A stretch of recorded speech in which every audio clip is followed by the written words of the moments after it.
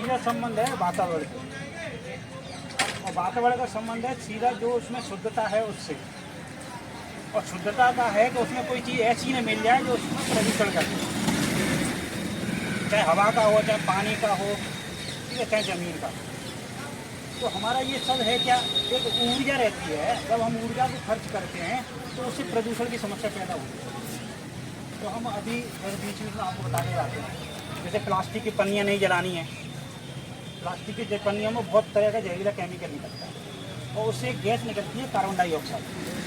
कोई भी चीज़ जलती है, कोई भी चीज़ जलती है तो उससे कार्बन डाइऑक्साइड गैस निकलती है, दूसरी गैसें भी निकलती है। और कार्बन डाइऑक्साइड जो है एक ऐसी गैस है जो हमारे वायुमंडल के तापमान को ग्रीन हाउस बना करके इसके तापमान को मेंटेन करती है, इस पृथ्वी के तापमान को वो मेंटेन करती है कि कितना तापमान चाहिए। लेकिन वो क्या रहा है कि हमारा लोग, पूरे पृथ्वी के लोग कार्बन डाइऑक्साइड जो जला रहे हैं ना, ईंधन, कोई चीज़ हो, बिजली हो, कुछ भी हो, क्योंकि बिजली किससे बनती है, कोयले से या गैस से, ज़्यादातर इसी से बनती है। अभी ये सोलर पावर तो अभी लग रही है बहुत ज़्यादा, तो उसमें प्रदूषण नहीं होता है। ठंड पावर जो रहती है उसमें नहीं होता है, लेकिन सबसे ज़्यादा अभी भी बिजली किससे बन रही है, कोयले से और गैस से। तो उसको जलाएंगे तो प्रदूषण होगा, प्रदूषण होगा तो कार्बन डाइऑक्साइड गैस जो ग्लोबल वार्मिंग करता है। अब इसी के लिए है ये अर्थ आवर लिखा है, आपने पढ़ा होगा। तो ये अर्थ आवर 20 साल से जिसको बनाया जा रहा है पूरे देश में, इस जानकारी के लिए कि लोग जागरूक हो जाएं कि जो कार्बन डाइऑक्साइड गैस निकल रही है, मीथेन गैस जो सड़ करके निकलती है, ये सब निकल रही है। जैसे धान की खेती होती है ना, तो उससे बहुत ज़्यादा वो निकलती है मीथेन गैस, है ना, मीथेन गैस जो वायुमंडल को गर्म करती है।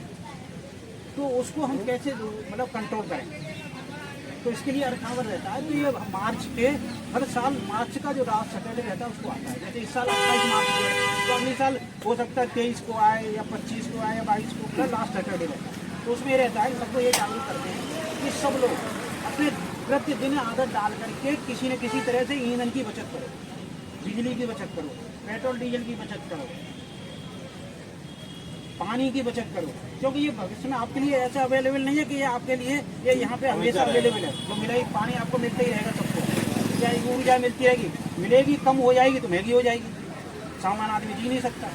तो हम अभी से उसका संरक्षण करके चलेंगे तो वो हमारे आगे की पीढ़ी के लिए सब बची रहेगी। हम देखो कोई चीज़ किस लिए बचाते हैं, कोई समस्या आए उसको हल करने के लिए या फिर अपने आगे के जनरेशन के लिए। प्रदूषण एक ऐसी समस्या है कि आप इससे जब तक ऊर्जा का संरक्षण नहीं करेंगे तो लड़ नहीं सकते। क्यों, आपको अगर शरीर में किसी प्रदूषण से, किसी से भी, मतलब प्लास्टिक पन्नियाँ जलाई, कार्बन डाइऑक्साइड तो उससे निकलती है, और जो जहरीली गैसें निकली, जैसे हम पहले भी पर्चे लेके जाते हैं, वो आपके शरीर में चले बीमार हो गए तो एक बीमारी नहीं होती, फिर एक बीमारी से दूसरी बीमारी लिंक हो जाती है। तो इस तरह से तो आप क्या समझ रहे हैं, जैसे आपने 3 महीने सर्दियों जलाई, आप 1 साल के लिए बीमार हो गए, और जब तक साल में सर्दियाँ आएंगी तो फिर आप ठीक हुए नहीं है उससे, तो अगले के लिए फिर से हो गए। तो हमें ऊर्जा की बचत करनी है। और पावर इसलिए मानना है कि जो ग्लोबल वार्मिंग हो रही है पूरा विश्व, जो हम देख रहे हैं ना, गर्मी सर्दी का कोई पैटर्न नहीं रहा बारिश का, उसका कारण है ये प्रकृति अपनी तरफ से नहीं ऐसे करती है। ये तापमान बढ़ने से वायुमंडल का जो बादल बनने की प्रक्रिया, उनकी बरसने की प्रक्रिया, जंगल काट दिए लोगों ने, पेड़ कोई लगाता नहीं है। क्या करते हैं, कार्बन डाइऑक्साइड तो सोखते हैं और बारिश कराने में सहायता करते हैं। तो जब पेड़ ही नहीं बच रहे हैं, ये सब काटते जा रहे हैं, जंगल जैसे लोग लगाते थे। शहर में कहाँ पेड़ हैं इतने, पुराने पेड़ लगे हैं बस वही लगे हैं, या फिर छोटे छोटे लगे हैं, छोटे पेड़ नहीं होते। जैसे ये तुम्हारे बड़े बड़े पेड़ लगे हैं, इनको बोलते हैं पेड़। अब इतने बड़े बड़े लगा दिए, वो पेड़ नहीं है, जो 200 साल पुराने लगे। हाँ, ये जो पेड़ लगे, अब ये कार्बन डाइऑक्साइड गैस है ना, उसको सोखते हैं। एक पेड़ 20 किलोग्राम कार्बन डाइऑक्साइड सोख लेता है, और डेली 2-3 लोगों के लिए ऑक्सीजन देता है। पेड़ गरीबों में लगाया, और मेट्रो वाले काटते हैं, उन्हें बर्गर मैं वही कह रहा हूँ ना, तो हम अपना विनाश खुद ही कर रहे हैं। तो हमारी जनरेशन आगे की कैसे जी पाएंगे। तो इसी के लिए आप लोग किसी भी तरह से ऊर्जा का संरक्षण करें। मतलब ये अर्थावरण रहता है कि जैसे यात्रा, जैसे मान लो यहाँ से कहीं जाना है, वहाँ जाना है, कोई मोटरसाइकिल आगे खड़ी, अरे मोटरसाइकिल से गए और वापस आ गए, नहीं, पैदल चले जाओ।